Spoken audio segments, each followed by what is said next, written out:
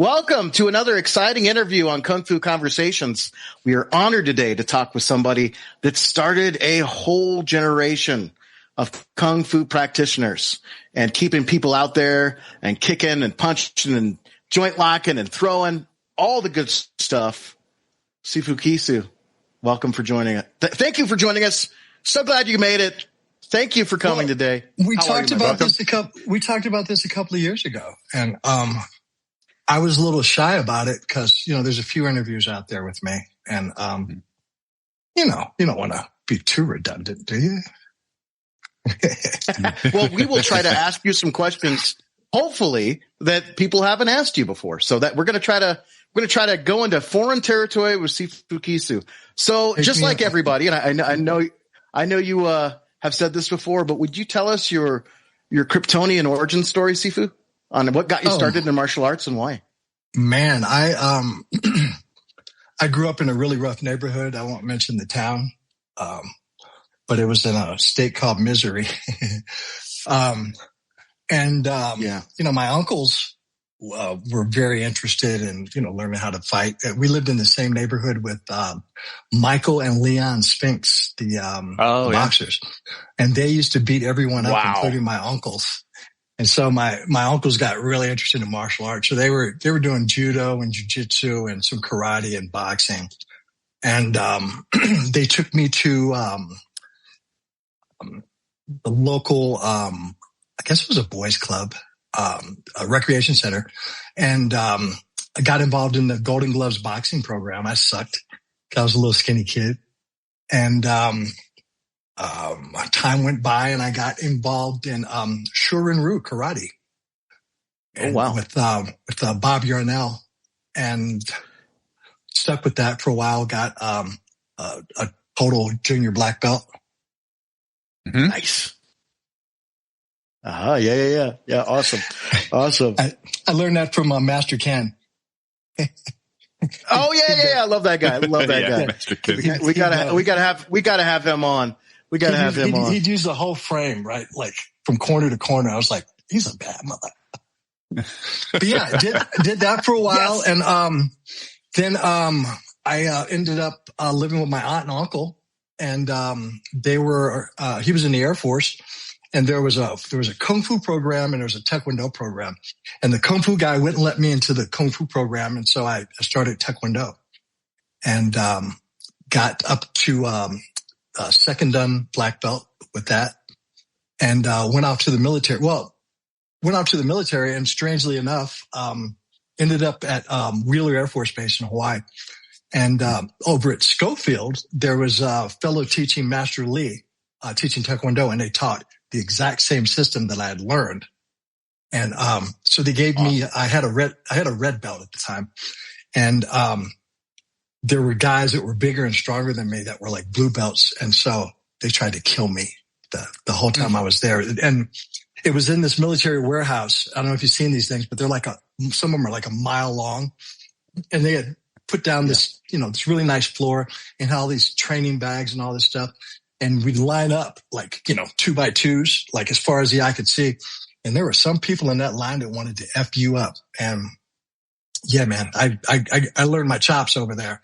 But Master Lee had a penchant for going to the Korean bar and getting drunk and beating the snot out of people. And one night someone had a 45 and no more Master Lee. Oh, wow. Master Kong came. I'm giving you way too much background on this, but it's kind of interesting. Master Kong. No, that's fine. We love it. Master Kong was really cool and took an interest in me. And I was like a big skinny kid. And he says, "You have potential to be best at Taekwondo." I says, "What do I do?" He says, "You eat kimchi." And then he says, "You practice each kick, each leg 1,000 times every day. You kick. And we used to kick from like one end of this place to the other. And I did that for years and years and years. And I got,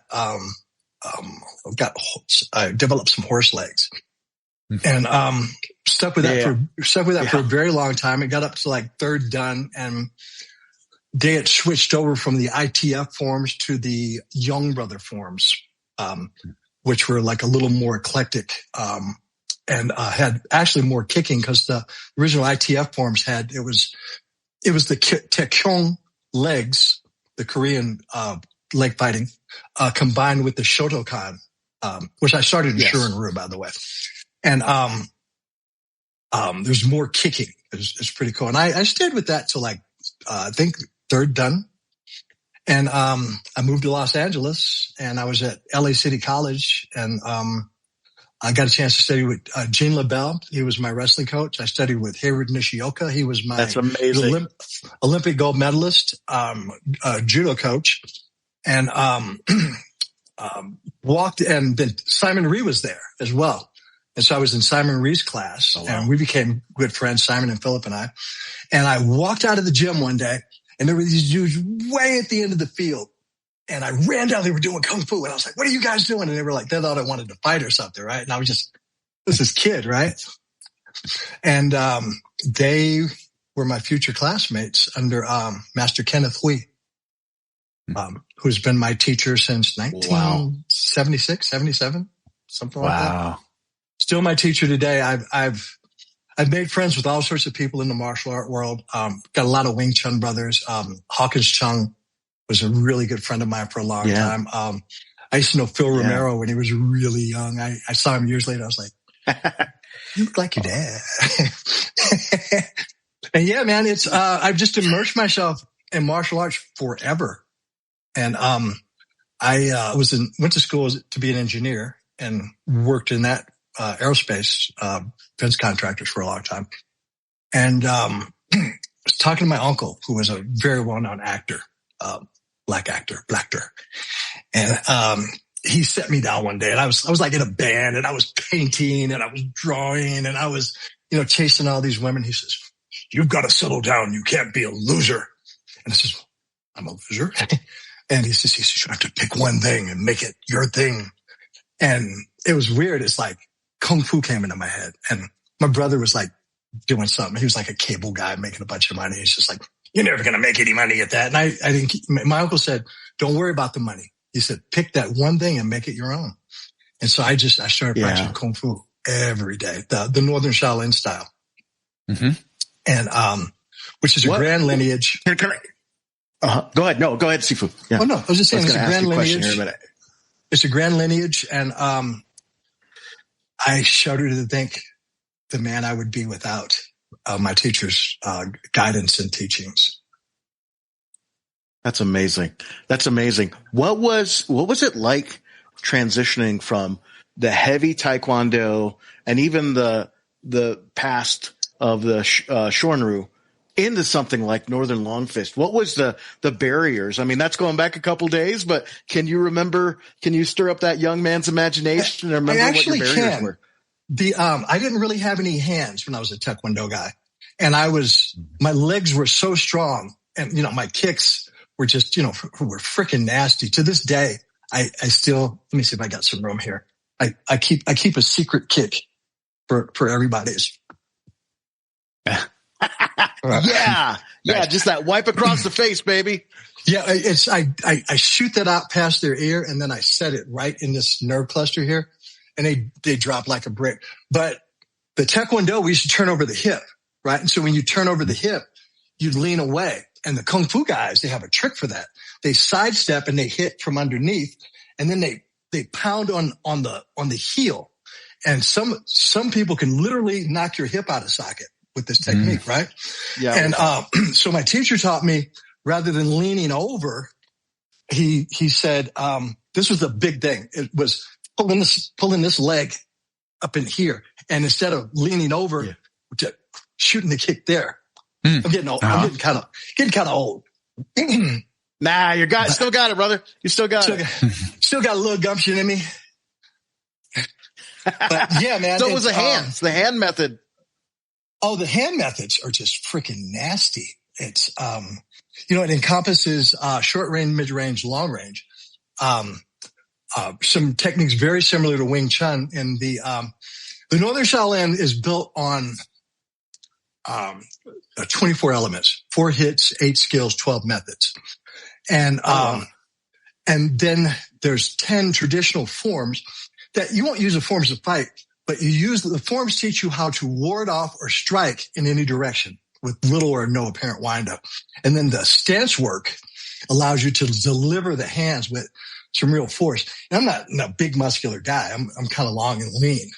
But when you have a full body mechanic, yes, you know, it becomes, you know, it's like Bruce Lee wasn't a big guy, but he could generate a lot of power, you know, based on these principles. It's so funny with that guy because it would have been interesting had he survived.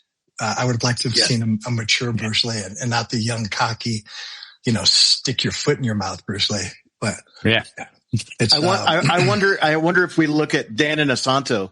I look at Guru Dan and, you know, think about maybe his progression would have been similar to Lee's. Dan exemplified the teachings he got from Bruce and combined those with, you know, the Western boxing and the Filipino arts. And I've never met the man. I saw him once at Venice Beach walking by with a group of his students, and I didn't want to walk up. You know, we used to practice at Venice Beach every day, and that was wild and rowdy. I was on Venice Beach for like almost 10 years. I quit my job as an engineer, and times were lean for a while, and you know, moved like 20 times in 10 years in LA. Oh wow, yeah. Because I was making good money in the 80s, right? And I went from making really good money to like almost no money. Wow. And just stuck with this thing and didn't know where it was going to go. Didn't know what it was going to do. It was, I felt really awkward Northern takes a long time to develop power because in the beginning, so the process is mobility and flexibility is stage 1. Stage 2 is strength and endurance. Stage 3 is applications training. Stage 4 is self-awareness training, where my teacher says, you know, and that's meditation or sutras or, you know, just self-awareness training. And he says the self-awareness training will make the difference between you being either just another fighter or an enlightened martial artist. Right. And I always fancied myself, you know, moving towards some sort of enlightenment. I haven't achieved it yet, but I've learned patience. I've learned diplomacy. Right. A lot of people who knew me when I was younger were like he's an asshole, and I wasn't. I was insecure. You know, we start martial arts, but we just want people to leave us alone, right? You see the guy with the Brazilian jiu-jitsu sticker in his back window. He doesn't want to roll with you. He just wants to be left alone, right? So, yeah. And martial art attracts some very interesting personalities. Yes, it does. Sifu. True that. Yes, it does. I came, I was weak. I was insecure. I was tired of getting beat up. And, you know, I found out that you still get beat up even when you develop some skill, right? You just get beat up better. You get beat up more creatively. Yeah. It's kind of wild. That's right. I made friends with like, you know, Sifu Manny Rodriguez, who did this little show. And, Manny was my friend for years, and we first met, and, we used to run over people. We started, you know, we were in the woodshed for a long time. We didn't mix with anybody. And then we started going out to tournaments and underground fights, and we were running over people. And we ran into Manny, and Manny had the chuka, the shorthand praying mantis. And, that was a wake up call because, you know, you go from running over people to, oh, damn, this dude's got some moves, right? And I met, you know, I made friends with a bunch of Choi Life Foot guys. Sifu Don Hamby, one of my super close friends. I love Don. I'd love to get him on the show. You would be, that man has so much knowledge. And, you know, he studied with, Sam Kong for so long. And then he went and studied with, Lan Chun Fai. And Chun Fai is poetry in motion. Their Hungar is, just top level. Yeah. And I love their stuff. I've had the opportunity to become friends with some of the most skilled people in martial art. And that really helped me. I met, I'd heard about the Gracies early on and ended up meeting this one family that had come up from Brazil, right around the time they did. And they introduced me to Brazilian Jiu-Jitsu, and I was just like, basically, I got introduced to so many styles where I would have gotten my ass kicked. But, you know, I got like, you know, the guy showed me the ins and outs of Jiu-Jitsu and you know, the choking, and then not choking from the arms, but choking with the lats. Mm-hmm. Right. And I was like, yeah. Glad I learned that one. Right. And, you know, avoided a couple of sticky situations. But, people that are out there in your audience, I would like to say, you know, if you're young and cocky, stop that shit. It's go and make friends with people, see what's out there. Don't get caught on the unawares. Yeah. Isn't that how we start community, Sifu? Isn't that how we start to build a community? Because I think we've been, you were talking about woodshedding. I think we've been in our own little pockets for so damn long. Right. And now that Kung Fu might be going to the wayside, how are we going to communicate and talk to each other like friends instead of like, oh, well, their style is this and their style is that? And it's interesting you say Kung Fu going to the wayside, because we're literally watching it almost die before our eyes, right? But I'm hopeful because my teacher is on his 5th generation of students. I'm on my 3rd. And my teacher, my teacher he's an engineer. He's a military scientist.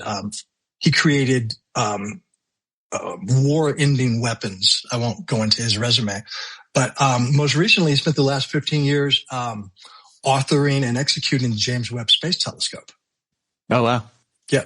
And so that's amazing. My teacher is one of the smartest. He taught me, he was the father I never had. He taught me so much about this life. And I'm so thankful. That's amazing. I would not be the golden human being I'm becoming without his guidance. I'm not there yet, but I'm working on it.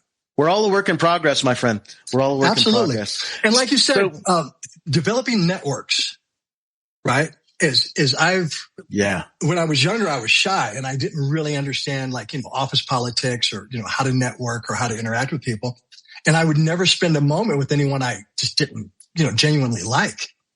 And I've learned over the years to, my Bay Area guys, David Way, Sifu Scott Jensen, Sifu Bucky Wing, Sifu Brendan Dwan, all these, luminaries in the martial arts are they're my tight bros.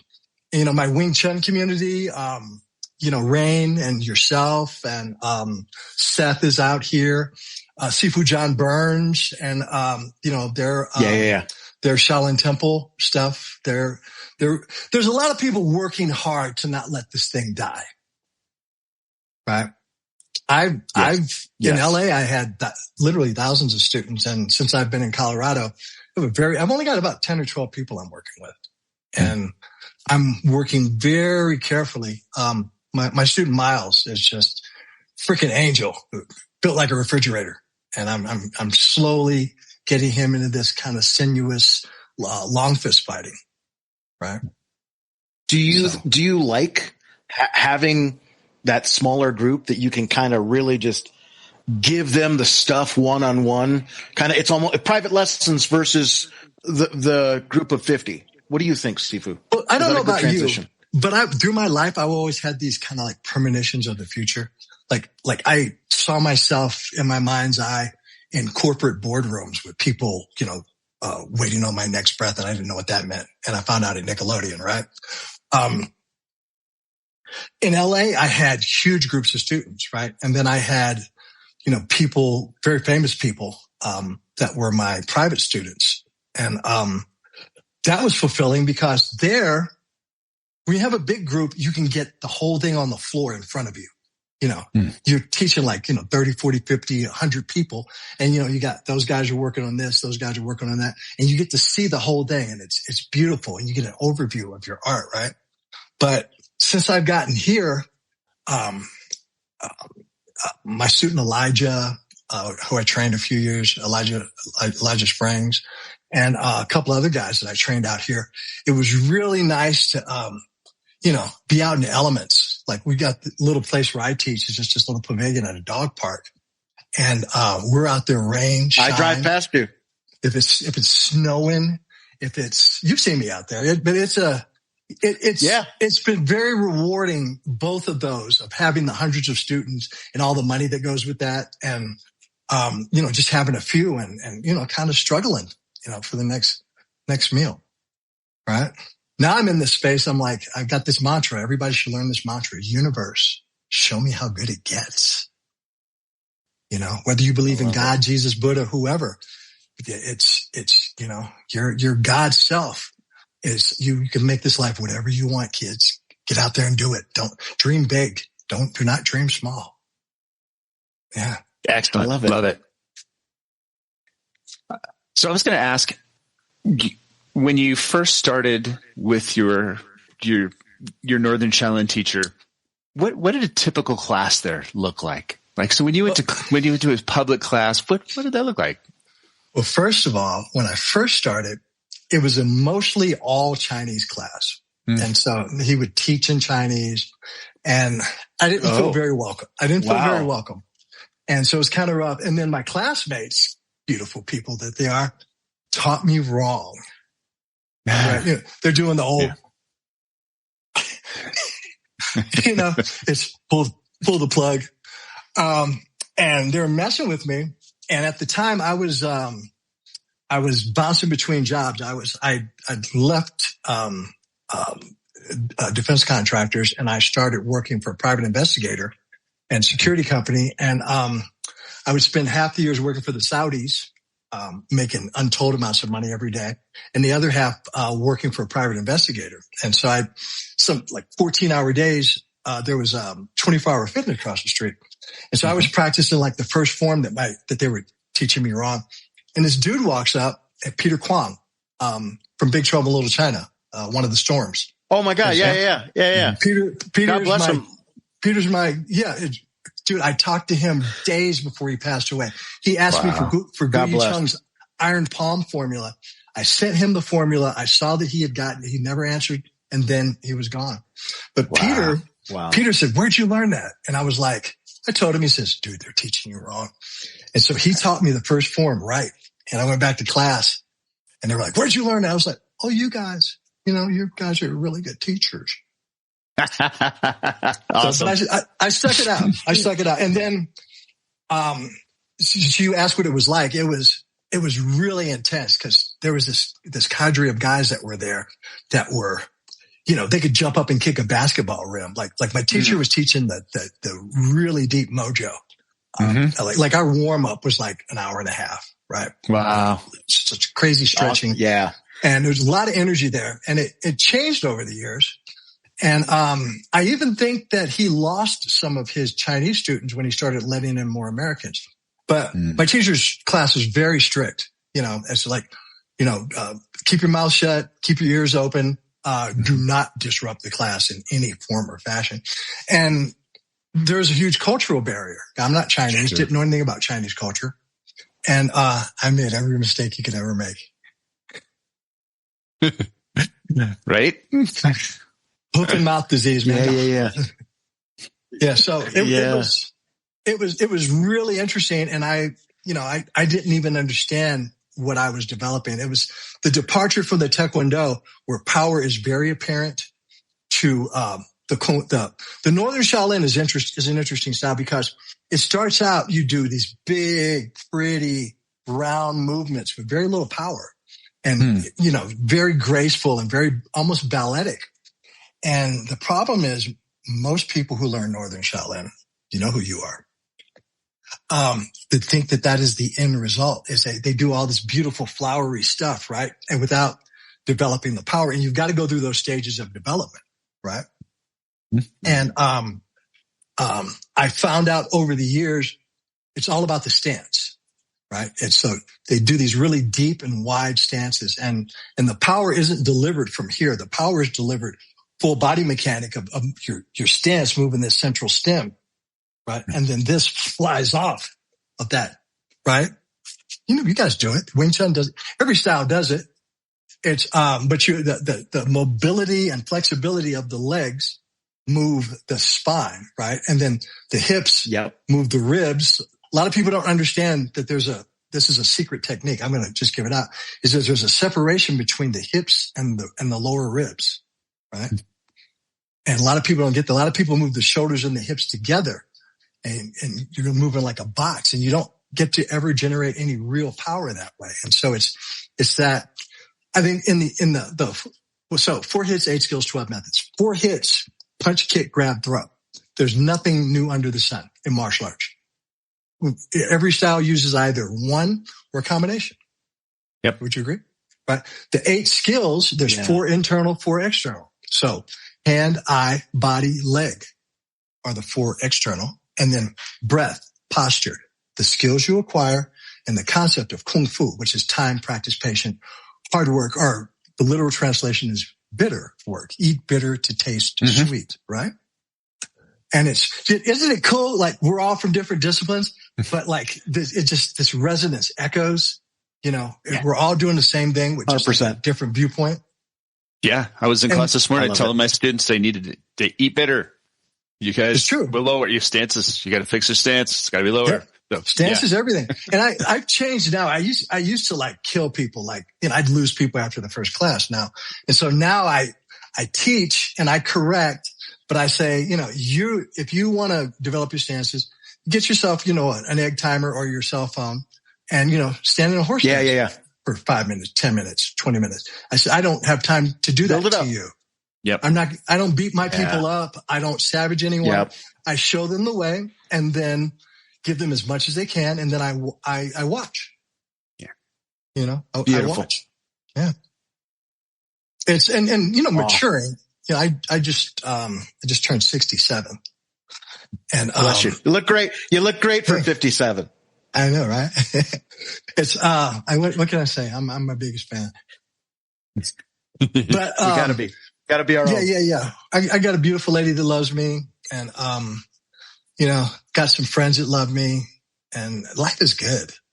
I spend most of my year snowboarding. As long as there's snow here, I'm tearing it up, man. They should name a trail after me. Nice. I love it. That's awesome. Do you find that there's a link between maybe snowboarding and Kung Fu, Sifu? Yeah. What do you think? That waist thing. Oh, yeah. Yeah. It's like, you want to go that way? You gotta go. You want to go that way? You gotta go that way. Yeah. It's been wild. Cause I had 2 shoulder surgeries from a snowboarding accident and was in pain, was really weak for several years. And I got tired of being in pain. I got myself back in the gym. I do about 6 days a week in the gym. There's sometimes 5, but I usually have a couple of rest, right? And, pull-ups and dips, sit-ups, turning the waist. I studied yoga when I was younger.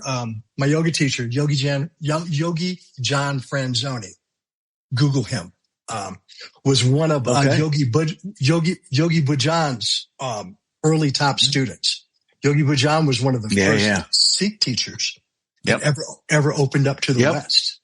Yep. And John had the goods, man. They called John the General. He was something else. He passed away at 58, so young. Huh. Yeah. But was an amazing chap. And I learned a lot from him. Met a lot of really powerful people through him. Crazy. It's one of my mentors, David Jove, Jove, or David Maxim. Look him up. He got the Rolling Stones busted in London.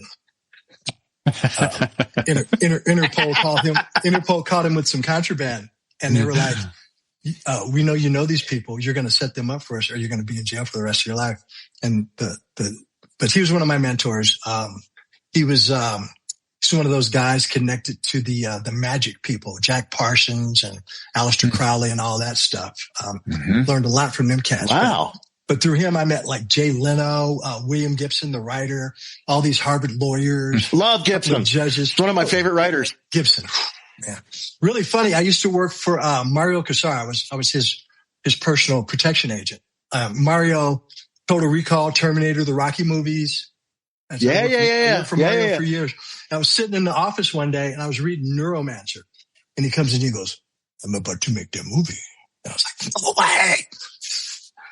And he was a really cool guy. Oh my God. That's amazing. That's amazing. It's been a wild ride, man. I'm a lucky man.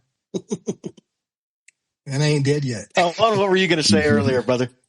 Yes. No, I was going to ask a little bit about the system. So yeah, this Northern Shaolin system and like, what are the, I mean, how many like components does it have? Does it have like basic forms? I know you have weapons. I know, it's a big system. There's a lot of things. Why don't you this sort of give us really the good question, overview? Right? So I asked my teacher, I said, what are the four pillars of Northern Shaolin? And this is Gu Yicheng's Northern Shaolin, the Iron Palm Master, right? Guru Zhang. Oh, yeah. And he taught Yin Chang Mo, who taught my teacher's teacher, Johnny So, who taught my teacher, who taught me. And we've got I'm fifth generation, sixth senior in my teacher's group. He said the four pillar essences are the arrow-like attacks, the feather-like retreats, the iron palm techniques, right? The deep jar, right? It's not striking with the hand, but striking from the dantian to the hand, right? And then the long spear the spear technique is, the Pailam term is, the particular style. It comes in waves. It's like 10,000 horses madly galloping forward, right? It's an irresistible kind of force, right? So, and then there's 10 forms, right? There's two preforms is Limpo. Limpo is the linking steps, which is actually, goes back to the Shaolin Temple Dragon Fist. A lot of these, you spin this way and you spin this way. It's, all the dragon body is just like in Bagua is that, the swimming body, right? And so there's 10 forms. And out of the 10, they're taught from, there's 1 through 10. I think there was a competition in China around 1917, the National Guoshu Championship. There were 30,000 participants. Out of the 30,000, there were 15 winners, and our great grandmaster was one of those. But there was like Sun Lu Tang, Wan Lai Shan. It's like naming the seven dwarfs. I can't remember all these cats, but all the luminaries of modern martial arts were involved. And that's where they standardized. Most systems have 10 forms, 10 core forms. Northern Shaolin is a combination of the outside of China styles, some of the Uyghur, the Chinese Muslim, the Hui people. So, the second form we learn is Tan Tui, 10 roach Tan Tui. The snapping kick style. And then there are 10 core forms. And so, number 4, number 5, and number 6, you'll learn 6 first, 6, 7, 8 first. But 4, 5, and 6 are Dunda. Dunda is Wing Chun. It's short stripe, right? Is a shorthand boxing. It's long range techniques in a phone booth, right? Or an elevator. Okay. Yeah.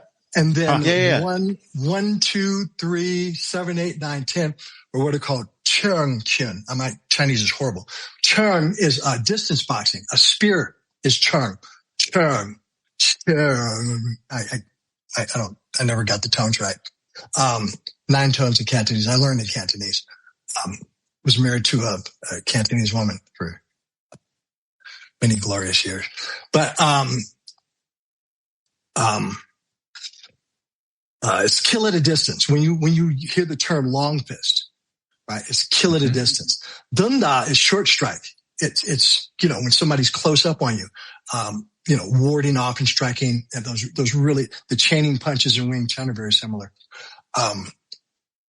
So it's a well-rounded style. It's suited for, the distance boxing. The long fist is all about closing the gap and then sticking to and following your opponent. A lot of people throw a punch and then jump way back, right? It's like you close the distance, you attach to him, and it plays just like Wing Chun or Southern Shaolin or Hung Gar, Mak Gar, or any of those grand systems, right? They're all the same. All in case people didn't realize, all martial arts is the same. Punch, kick, grab, throw, right? The difference is in the training method. That's where you get style. Yeah. Yep. Right? Like Southern Mantis has all these wild apparatus and different ways of training that they go from beggar's hand to hitting with the Phoenix eye, or the Buddha finger, or they do something called ginger fist. These cutting movements, and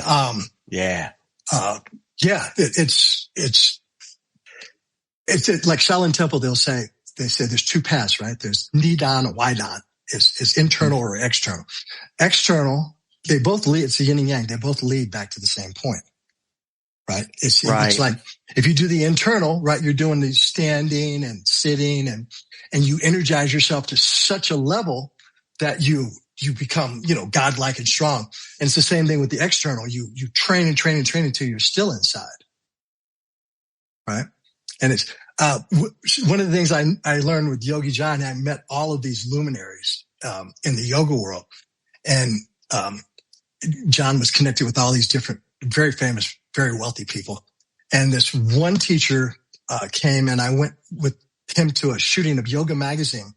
And we were on the beach at Santa Monica Beach. And dude was sitting there in full lotus, right? He was praying, doing his thing, getting himself together. And then in full lotus, he starts hopping. He would like snap his legs down. His body would fly up in the air. The legs would come up and then he'd catch himself and he was hopping down the beach. And, you look at some of the first, issues of Yoga Magazine and you'll see this thing because they've got a time lapse of this guy doing it or, a sequence, a photo sequence of it. And I was blown. I was like, really? And I met all these other guys that could like stuck their stomach in. You could see their spine. Met the Dalai Lama, it's, washed the feet of the young Karmapa, right? I was in with the Chinrezig Buddhist, which that really illuminated me of just, learning to, approach your pure self, your God self, right? So Sifu, you've met so many good Kung Fu practitioners and everybody in between along your journey. My question to you would be, your system of Northern Shaolin sounds much more systemized than some people that I've worked with in the past. Do you think that makes it so much more approachable as an educator and as a teacher to pass these systems on? Before I go into that, learning martial arts is the luck of the draw, right? There are some very qualified teachers out there. And then there are some people that really shouldn't be allowed to teach, but there's not any regulation, right? So it's kind of a luck of the draw. My teacher was an engineer, a mathematician, a scientist. Yes. And so one of the things he told us early on, he says, if it disobeys the laws of physics, it's probably nonsense. So no supernatural claims, no chi balls, right? And don't get me, chi is a real thing, right? Life force energy. If you're alive, if you're animated, you got chi, baby. Don't let them fool you. But, and you might even be able to throw a chi ball one day. I don't know. We traveled to China a couple of times as a group. And, this one guy we were talking to was talking about chi and he was explaining, he says, if I strike you, he says, I think about your heart. He said, if I think about squeezing, I can only do it once, right? You'll drop dead. And then he proceeded, he slapped me in the forearm along some channel. And I had this crazy red welts on my forearm and my heart like was skipping beats. And like he slapped me in the back and rubbed me up. But after that, I had like a weird thing going on with my heart. So that was maybe the closest thing I came. And then, I studied with this guy, Philibon in Hawaii, who was the all-time kickboxing champion of Laos, Laotian guy. And, oh, wow. Yeah. And so he had tattoos on his body and like on his shin, he had these 3 tattoos. And he says, this is where my magic comes out. And like, I held up my forearms and he just lightly roundhouse kick on my forearm and my forearm swelled up. And he said, this is the magic. He says, I teach you the magic. So I've met all these amazing people. I've met some weirdos and charlatans too. Sure.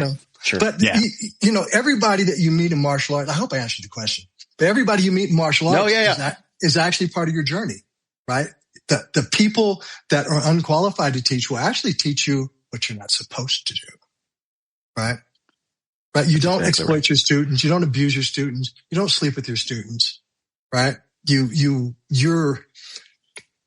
you learn this and when you begin to share it, you're in a position of power. And to abuse that power is, in my opinion, one of the biggest sins. I've made some mistakes. Of course. Yeah, me too. That's part of the learning curve, right? Yep. Yeah. You got a favorite weapon, Sifu? I stole it from you, Owen. Gotcha. Is there something that you pick it up every time and you're like, man, this is it right here for me? Or does it go in phases? Did you start so my body's changing. And then be like, my body's changing. yes. And so things that I used to do before the shoulder surgeries, some things have become difficult. And then when I moved to altitude, I had some weird problems. Again, that heart thing came back, and my ability to breathe here was challenged. I still work on it. I get short of breath sometimes. Except ski season, I'm up at 12, 13,000 feet. And right. I was just going to say that. Yeah. So, my God. So there's 18 weapons.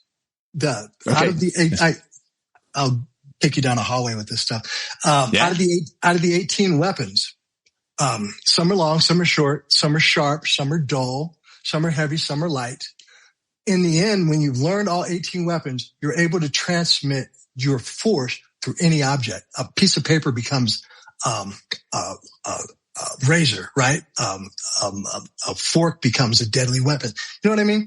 So my teacher says that, and he said, if you want to impress me with a weapon, don't bring out your fan or your flute, right? He said, show me a good broadsword, show me a good staff. Because the broadsword is the root of all the short weapons.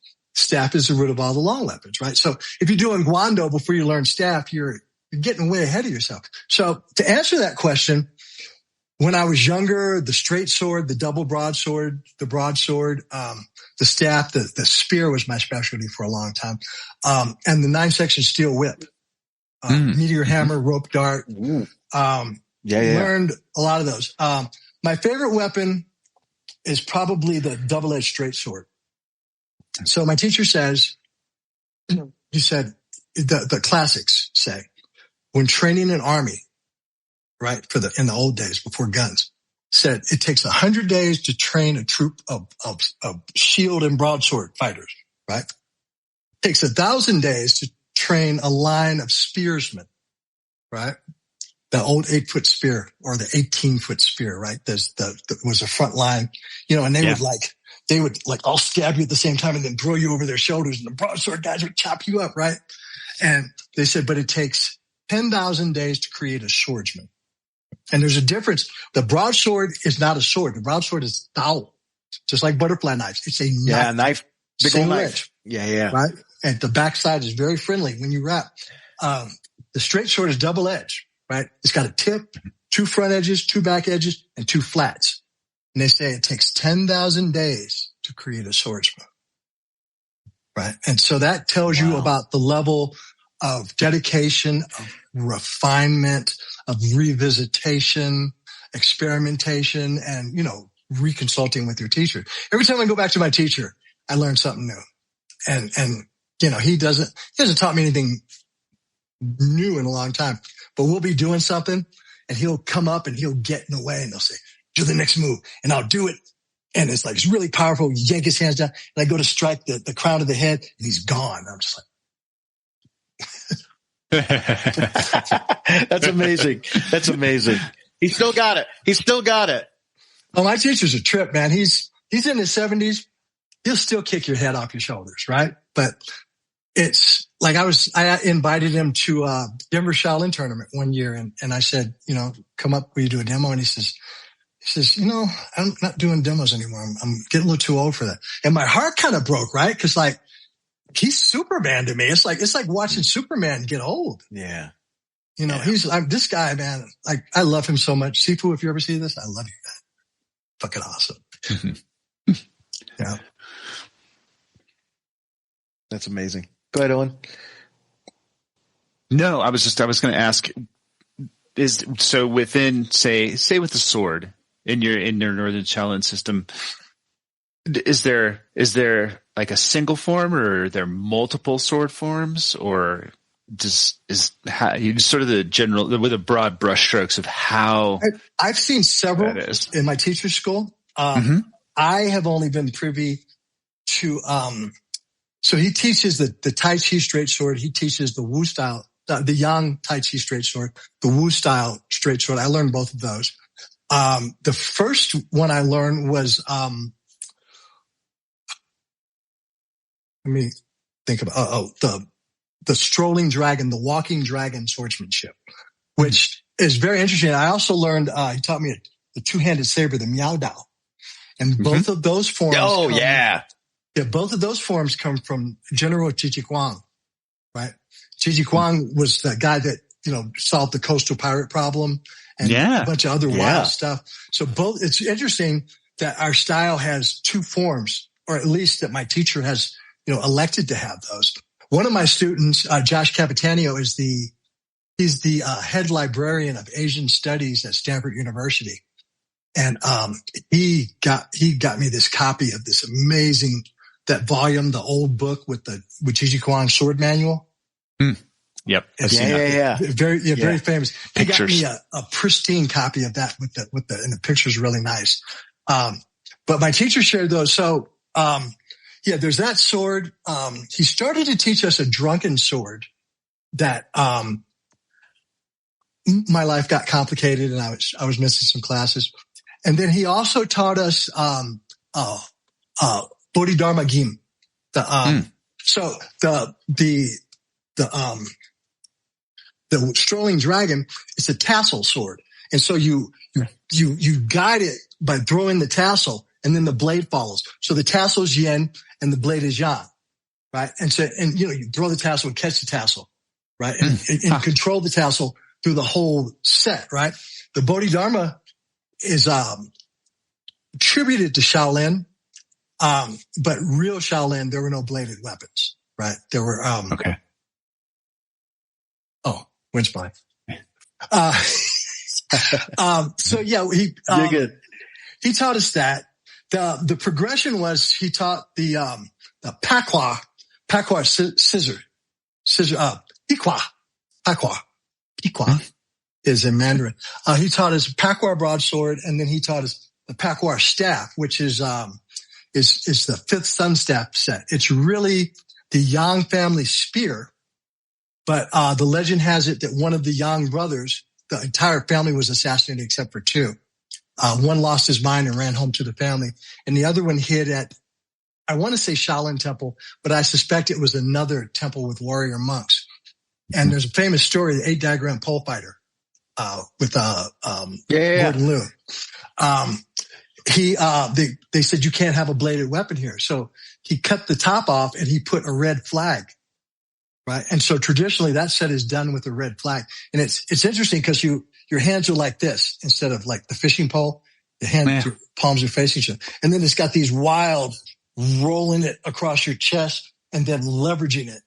And your hands always ending shoulder width apart, like a pull up. So we started with those. He taught us, he was a Hung Gar exponent before he learned Northern Shaolin. So we learned Tiger Crane, Taming the Tiger, Gunji Fukpung. I used to practice all of those. Now I only practice the core Northern forms, but that foundational training makes you really strong. He said Tiger Crane was for, developing Qi, and then Tai Chi, was for circulating Qi. So he taught us those. He taught us Tai Chi, 5 elements connect, the Jingyi mother form, and the Bagua mother palms. And some of my classmates learned the 12 animals. I didn't learn that. Oh, yeah.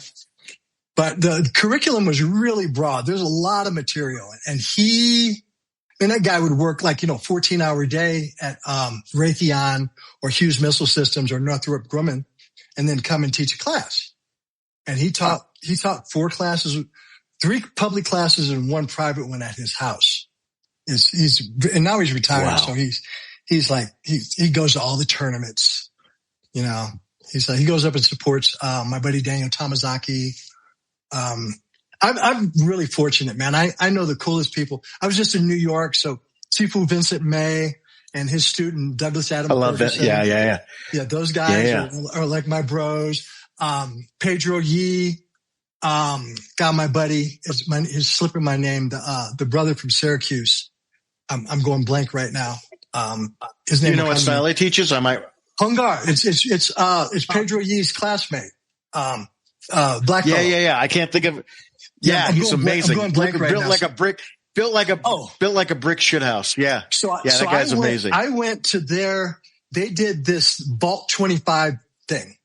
And, the guys that are involved with it are like one, Philip Lee, from Philly I think he works for Facebook, but they're all marketing and graphics professionals. So they had these projections of these standees, and they had all these teachers come together, and, it was amazing. Master Han from Taiwan was there. Simon and his buddy from, also from Taiwan, a couple of Bagua guys. Let me see. Philip Philip D. Lee. Yeah, they did the Infu Bagua. Yeah, those guys. Yeah. Really good guys. One of them is, Far and Wide Wandering Soul or something like that on. Yeah. I think they're living in Tokyo. One of them's living in Tokyo. One of them's back in Taiwan right now. Mark and Simon. Okay. Yeah. Mark and Simon. Yeah. Very skilled. Anyway, everyone that was there, and they blended it like one teacher, kind of melted into the next. And there were a couple of overruns. And then, Douglas Ferguson is a cinematographer who's give them a plug right now. They're doing a project called New York Jianghu. The Jianghu is seen it. Yeah. Is the rivers and lakes. It's the underworld of Kung Fu. And so, he's interviewed like Wai Hong and Dak Wai Ying, who are good buddies of mine. Paul Ko, the Tiger Claw, who's their students. Yeah, we've had him on the show. Guys. Great guy. And I showed up. Paul's a great guy. They treated me like a king out there. But Doug included me in his New York Jianghu documentary. And then his wife's from Colorado Springs. And so, I went down to visit them at Christmas, and we did a segment at Garden of the Gods. So I'm going to be featured in New York Jianghu, as an honorary guest. Doug Ferguson and I've known him since he was 18 on MySpace, and the guy's 40 now. Right. And we met for the first time last summer. Summer That's before great. last. And, he introduced me to the whole New York Kung Fu scene. And then I was at this one thing, this huge line dance, and Pedro Yi took me around and introduced me to all the top teachers in New York. I got to meet everybody. Right. And just like, mad respect. That's a blessing. Rain Espinosa, who's a local Wing Chun teacher, her teacher, Ben Dar, in San Jose, California, we happened to be in the Bay Area at the same time. And they took me down and introduced me to Ben. And, he teaches a very interesting variant of Wing Chun.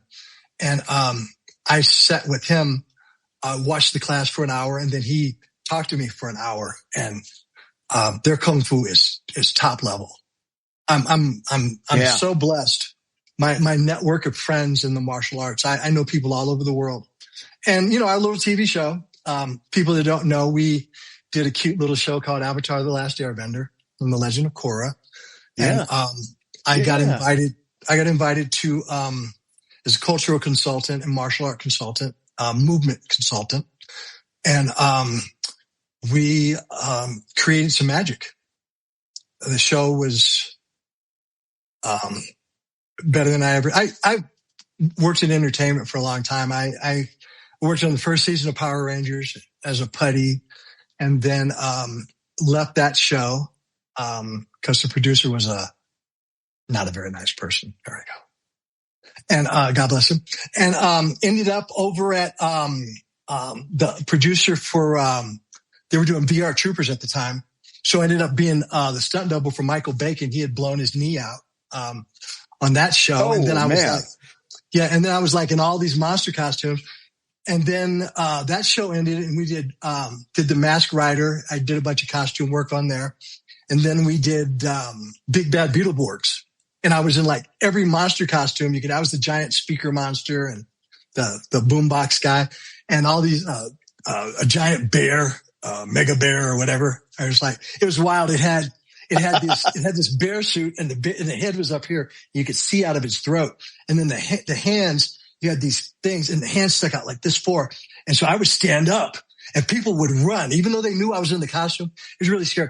But I was the villain for 67 episodes on, Big Bad Beetleborgs. I was Vexor. That's amazing. Ooh. I'm going to have to go back and look at that. I did utility stunts on like all those shows.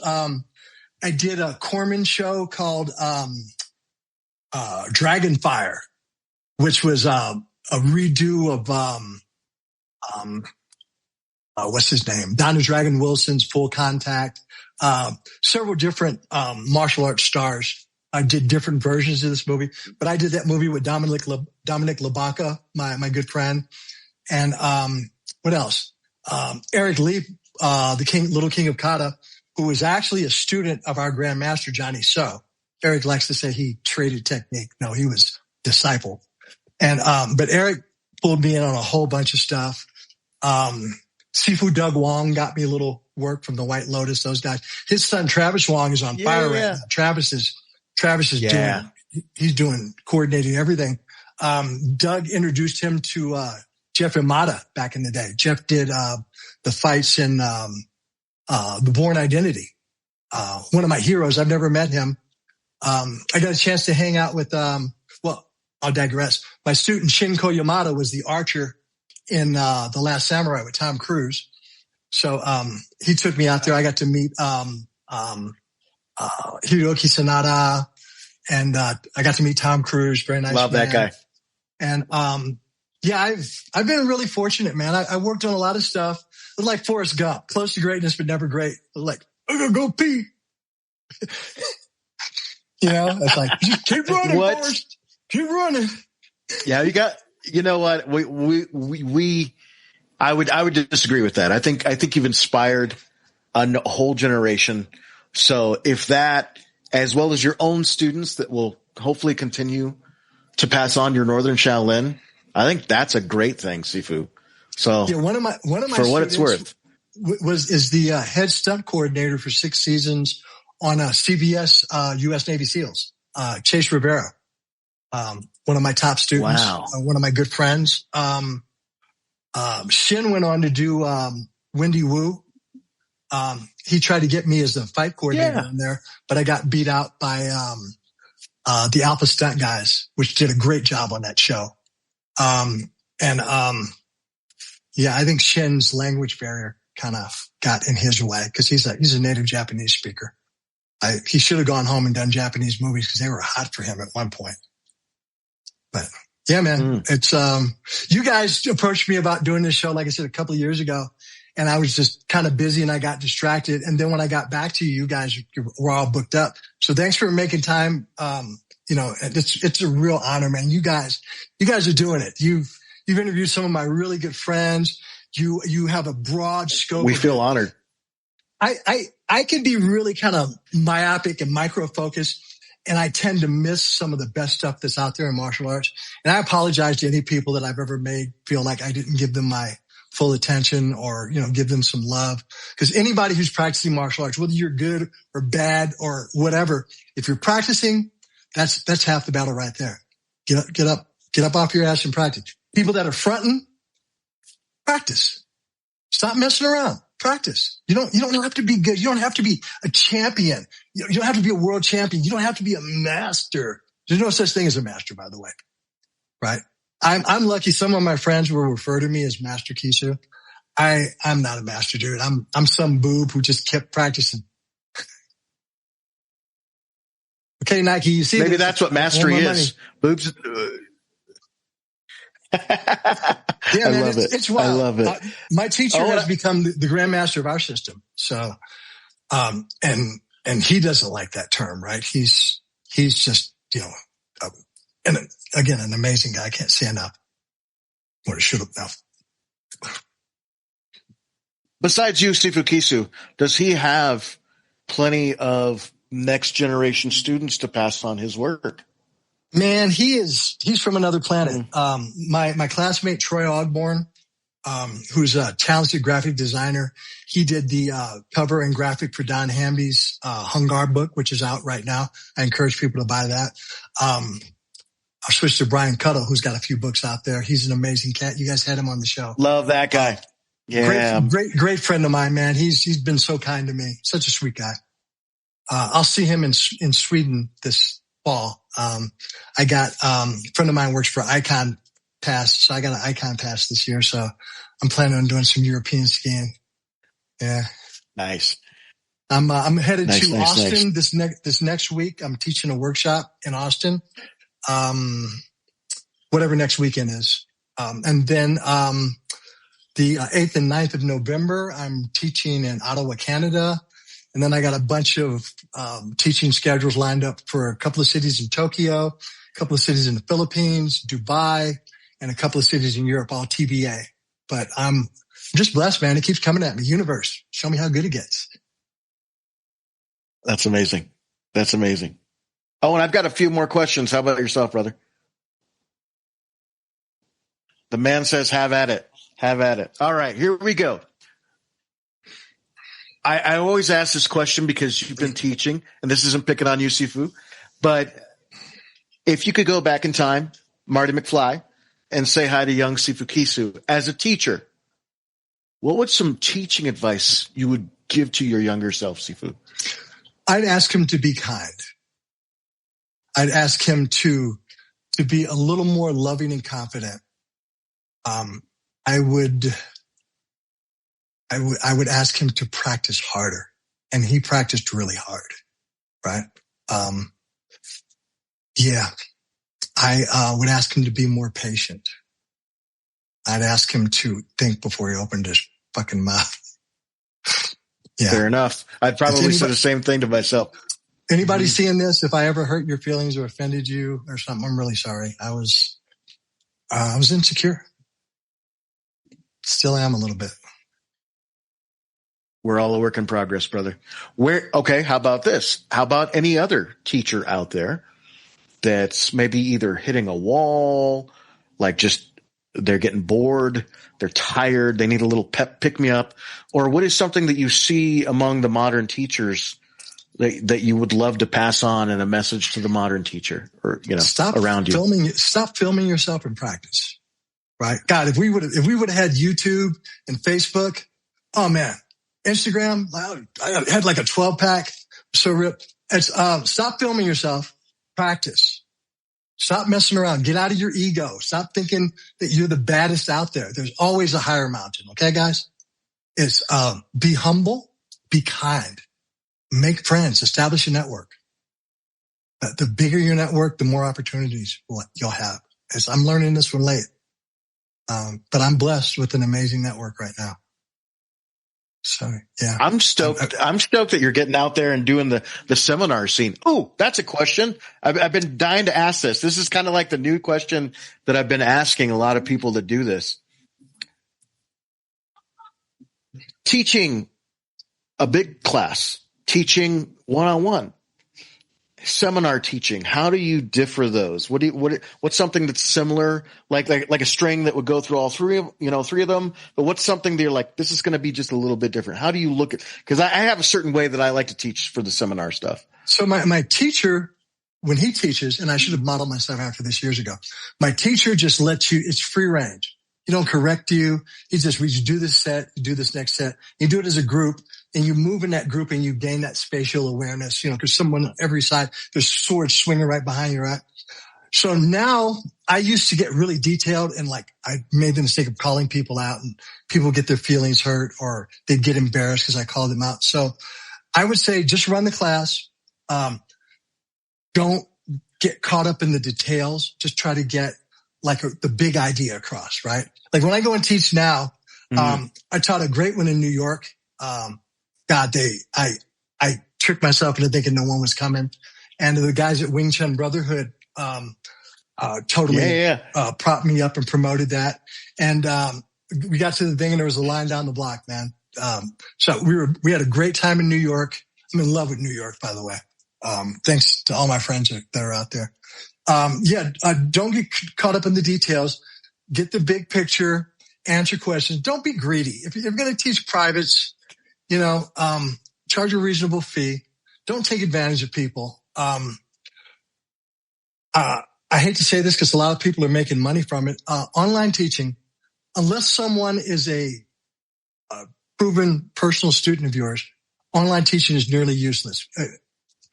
The transmission in Kung Fu, traditional Kung Fu, you got to see it, you got to hear it, you got to feel it. If any one of those elements is missing, you're wasting your time. And so there's some guys making good money. I could have made some great money during the pandemic, but I can't take advantage of other people. And everybody's got to make a living. I get it. I'm not shitting on anybody that's making their money teaching remotely.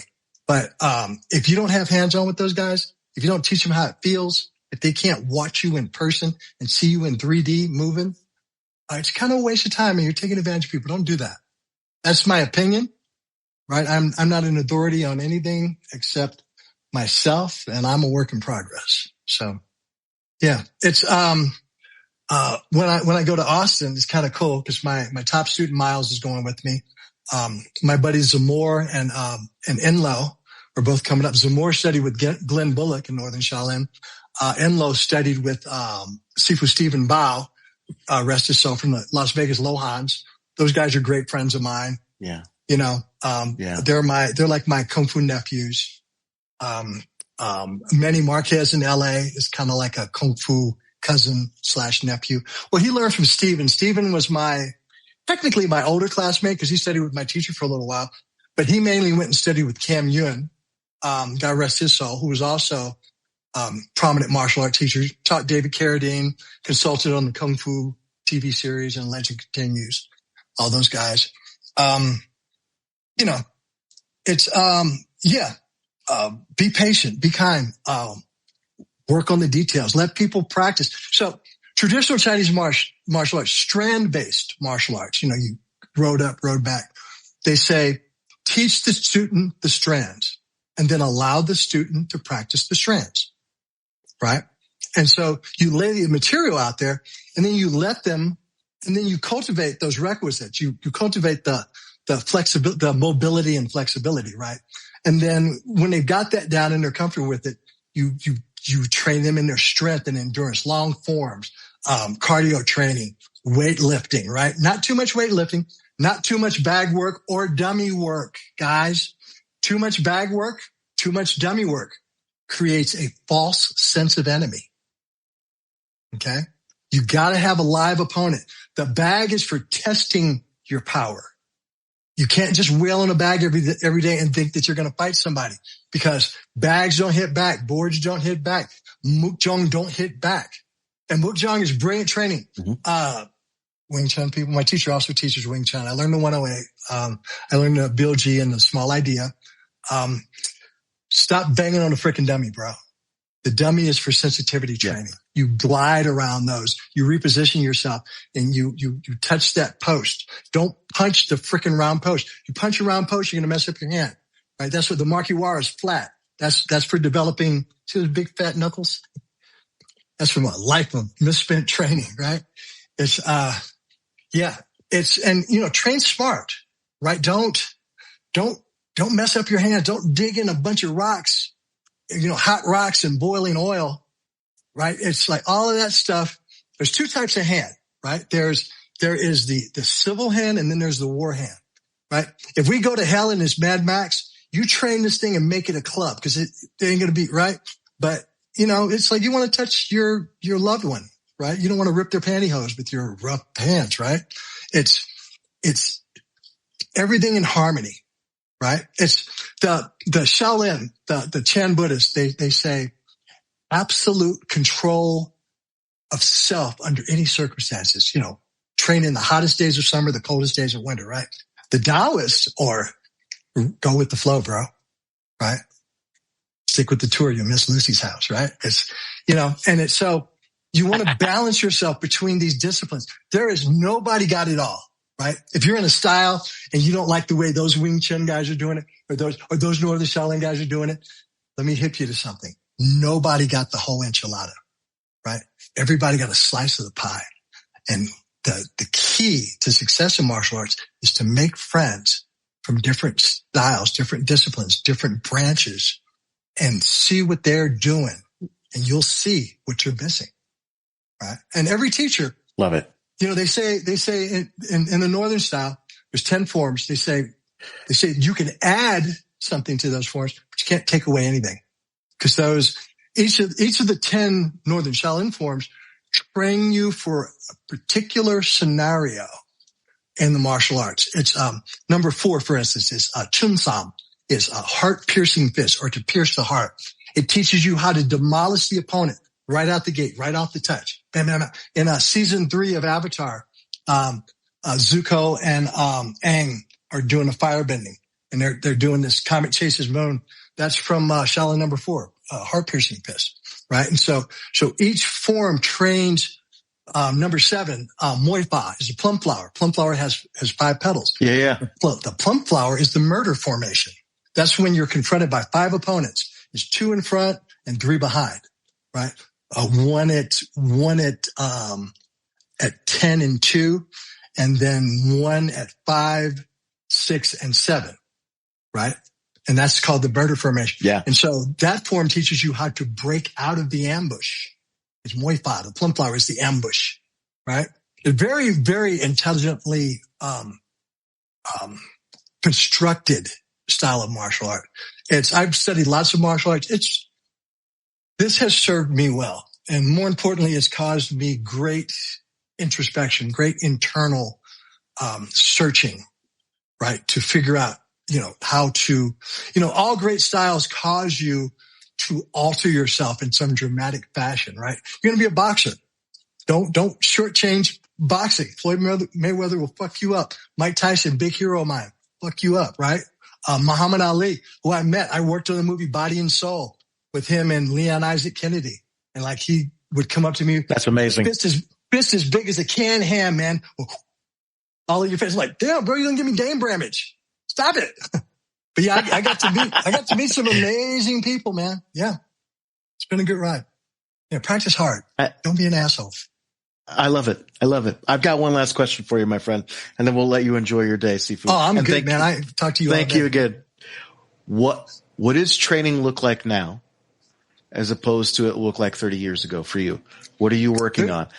30 years ago, I was running 6 miles. I was, doing 30 pull-ups. I was, doing 1,000 push-ups. And now, my teacher says it's not that I can't do that anymore. It's that I don't do that anymore. Cause I can still do a butterfly kick, but I'm not going to be able to walk the next day. You know what I'm saying? So I harmonize with my body. Still got my flexibility, still got my full range of motion. But, at 67, there's certain things that are more challenging, right? It's like I get up in the morning sometimes and start doing an old man shuffle and I correct myself. So every day I do deep squats. Now I don't practice the entire form as much as I practice strands and sequences and yes. Connect them. It's, I practice a lot of the Xingyi, the 5 elements connect and, 8 royal cannon fists. That's not my specialty. I'm not that great at it, but I practice it daily. I practice, the Northern Shaolin 18 hands, which is, Sifu Wing Lam, who's also a good friend of mine, called it the deadly 18 hands. It's the 18 categories of techniques. It is the Rosetta Stone of the Northern Shaolin style. The style is so complex. Yeah. It has you so all over the place. In my experience, I couldn't fight with it because there were just so many options. My head was spinning. And when I learned 18 hands, it tied everything together. So, now I'm slowing it down a little bit. I still will do certain movements. Like when I teach Miles, especially, we go deep down the rabbit hole with Kung Fu every session.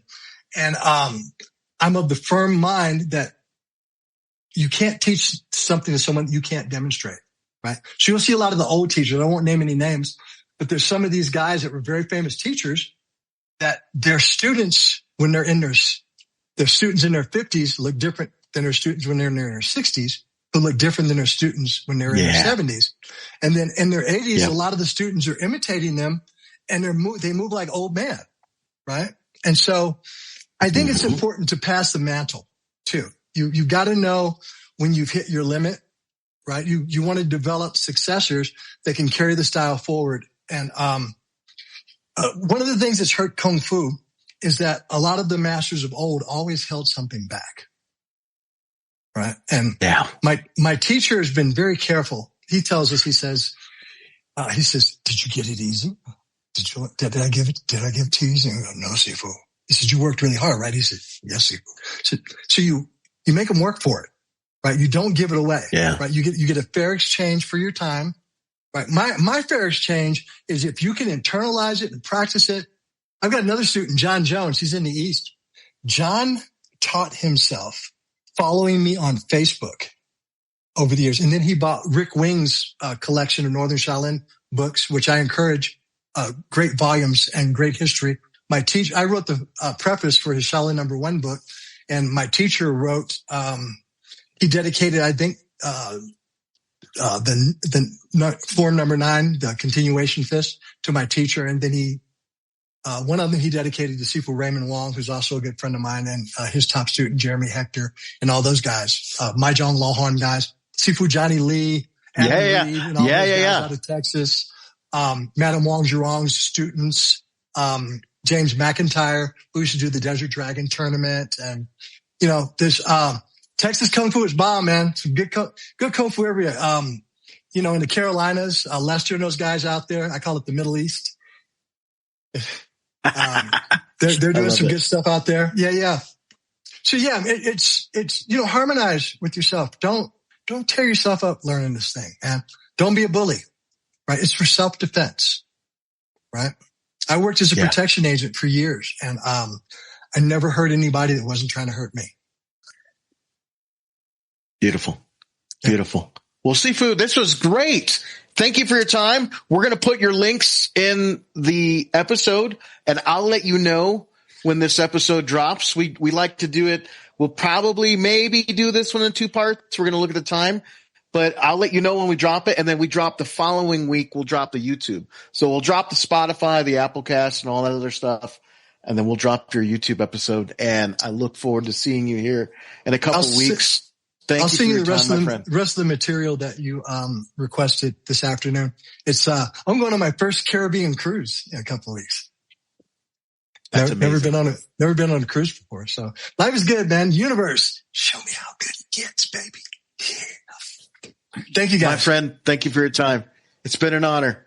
Have a blessed one, sir. Take care.